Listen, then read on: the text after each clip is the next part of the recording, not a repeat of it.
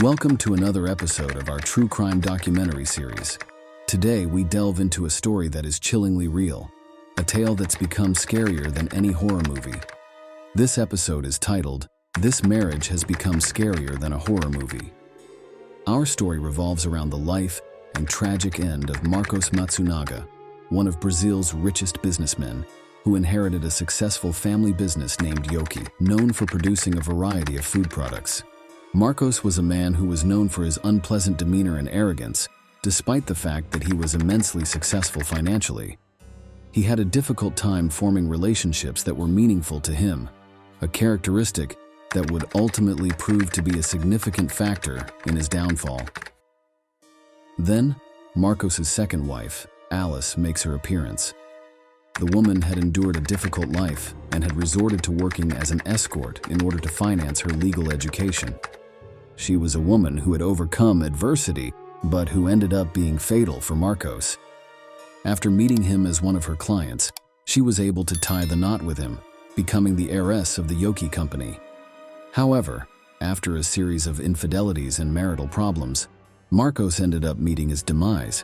Marcos Matsunaga vanished in 2012, just when he was about to enter into a significant commercial transaction.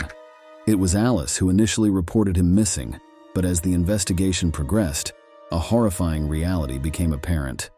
The authorities were quick to suspect that Marcos's business competitors were responsible for his abduction as soon as the news of his absence leaked. After all, the time was disturbingly close to a significant business transaction. Numerous hypotheses were put forth, each of which painted a picture of corporate espionage, kidnapping, and sabotage. However, after the investigation progressed further, the truth would turn out to be significantly more chilling than any business competition. Following a turn of events that was completely unexpected, the story descended into a horrible account of a murder committed in cold blood. The terrifying plot revolved around none other than his wife, Alice, who was at the center of it all.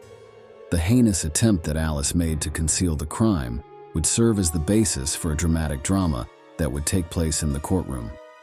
The horrible details that came to light not only horrified the nation but also inspired a number of documentaries that investigated the life of Marcos Matsunaga and the unfortunate situation that led to his death. Alice was given a sentence of 20 years in jail, which was a verdict that caused controversy and debate. This was despite the fact that the crime was quite serious. These days, the task of parenting their granddaughter falls on the shoulders of Marcos Matsunaga's parents, serving as a sad reminder of the tragic end that befell their son. But what was the straw that broke the proverbial camel's back? What made Alice brutally murder her husband in such a horrific way? And was the sentence enough for her terrible crime? Those are all topics we'll discuss in today's video. We invite you to join us as we investigate this disturbing story about love, betrayal, and bloodshed. In this video, we will talk in more detail about the investigation, the trial, and the aftermath of a crime that turned a marriage into a true horror story.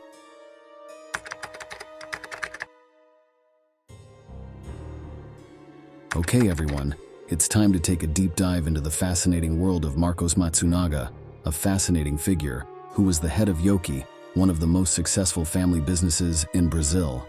That being said, Yoki was not merely a business that emerged out of thin air.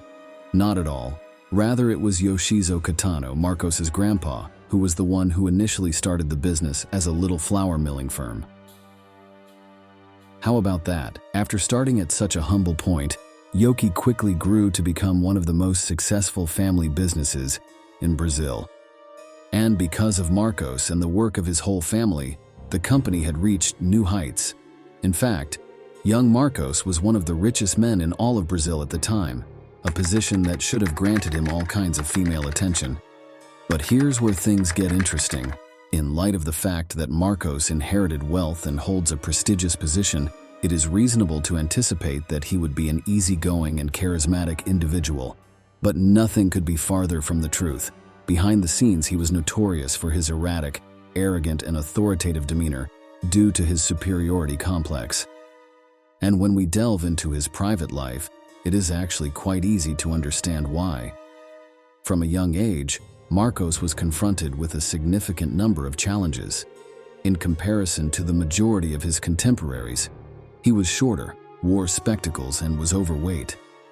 All of those factors combined made it difficult for him to fit in with the crowd. What is the end result? He had a difficult time forming friendships, let alone sexual relationships.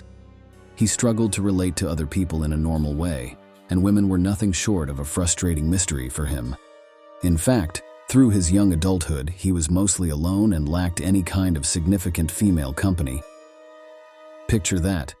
Here's a guy with riches that are above our wildest expectations and who is yet having trouble establishing any kind of romantic or even purely sexual relationship. This is something that, while unexpected, becomes completely understandable once we take a look at the bigger picture.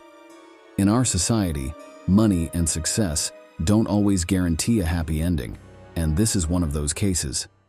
Sadly, this created a sort of downward spiral for Marcos.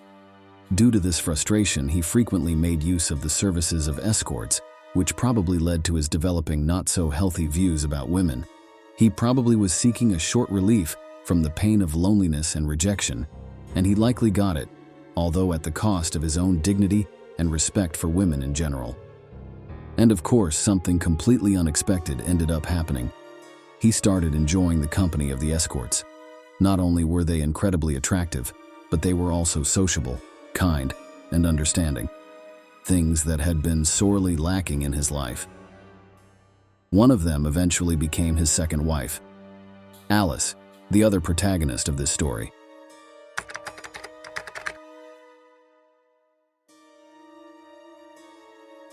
Following the dissolution of his first marriage, about which there is not a great deal of information, Marcos ultimately decided to remarry Alice, a decision that turned out to be a disastrous one.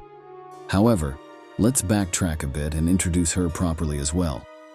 What do we know about her history prior to her marriage to Marcos? Alice was brought up in a dysfunctional household, and by the time she was a teenager, she had already experienced more challenges than the majority of people do in their entire lives. As a consequence of this, she was now dealing with a wide variety of financial issues, which forced her to find a challenging solution. She entered the world of escort services, a move that was not made out of choice, but rather out of a desperate need, in order to support herself financially so that she could continue her education. The moment she was able to take possession of that diploma, she made a solemn vow to herself that she would leave this life behind. However, that never happened, as she ended up meeting Marcos. The heir to the Matsunaga family was more than just a name on Alice's client list. He was a regular customer of hers from the beginning. His influence was so significant in her life that it would rock the very foundations of the Matsunaga family. He was a pivotal figure in her life, although the aftermath of their relationship proved to be a fatal one.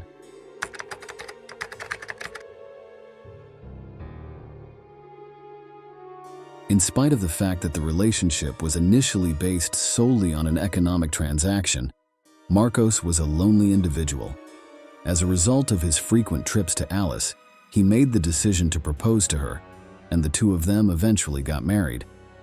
Evidently, this was not viewed in a favorable light by the Matsunaga family, particularly when one takes into consideration the fact that Marcos was the heir to a very substantial wealth, and Alice had a very troubled background.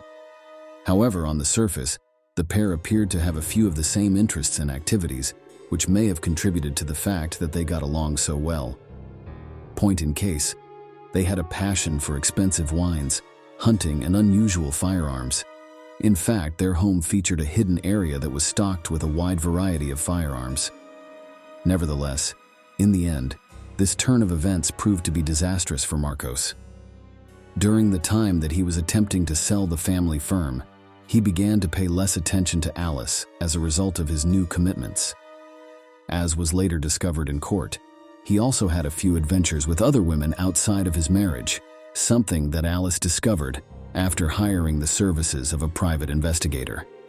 This became the beginning of his unfortunate end.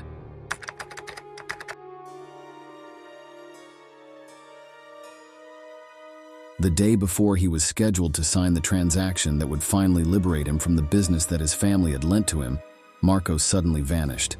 Nobody knew what had happened to him, which left his family and friends in a state of complete and utter disbelief. The question that you might be asking yourself right now is, did this guy just run off with a mistress or what? The disappearance, however, is not your typical one, as we said in the beginning. The first thing that Alice did was make the decision to seek assistance from the authorities and report the disappearance of her husband. In the beginning, police officers thought maybe a rival business owner had something to do with it, or perhaps he had some enemies who wanted to get him out of the way. But after investigating the facts and interviewing witnesses, they soon came to realize that there was something much more sinister afoot. After a few more days of investigation, Marcos's body pieces were beginning to appear, surgically dismembered with an unsettling precision that suggests the work of a competent butcher or a surgeon. This, of course, shocked both the police and everyone involved in the case. And do you have any idea who has suddenly been the subject of suspicious attention? None other than Alice, who at the beginning seemed to be just a distraught wife who was searching for her husband after his mysterious disappearance took place. However, as we continue to peel back the layers, we uncover a terrible story of treachery and revenge. After gathering some evidence that led to her discovering Marcos had been unfaithful to her, Alice headed down a dark path, according to what we have been able to understand of the case. She got her hands on damning information, hired a private investigator, and confronted Marcos before she allegedly put an end to his life in the most brutal way possible. That's right. She ended up dismembering him while he was alive, and then tried to cover her guilt by denouncing his disappearance to the police. In the beginning, even the specialists were skeptical of the theory because it was so upsetting.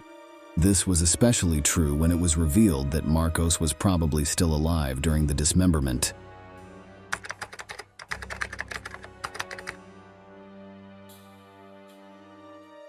Alice Matsunaga was eventually put on trial, which was the culmination of the investigation.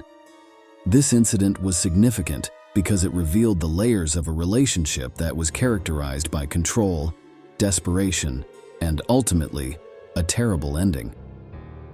She was found guilty of not just premeditated murder, but also of murdering someone with exceptional brutality and making a calculated attempt to cover her horrific crimes.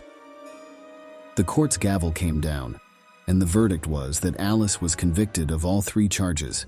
A verdict that resulted in Alice receiving a term of only 20 years in jail was one that caused more than a few people to raise their eyebrows. Given the horrible nature of the crime, many people believe that the punishment was far too light for what it should have been. With their granddaughter serving as a beacon of hope at the end of this dark tunnel, Marcos's parents took on the responsibility of parenting their granddaughter in the shadows of this tragedy. That was the tragic conclusion to the story of Marcos Matsunaga, who had been one of the wealthiest men in all of Brazil at one point in his life. So there you have it. Did you get the chills with this shocking tale of betrayal? Click the subscribe button and get ready for more exciting adventures that will take you through some of the most captivating crime stories in the world. See you in the next video.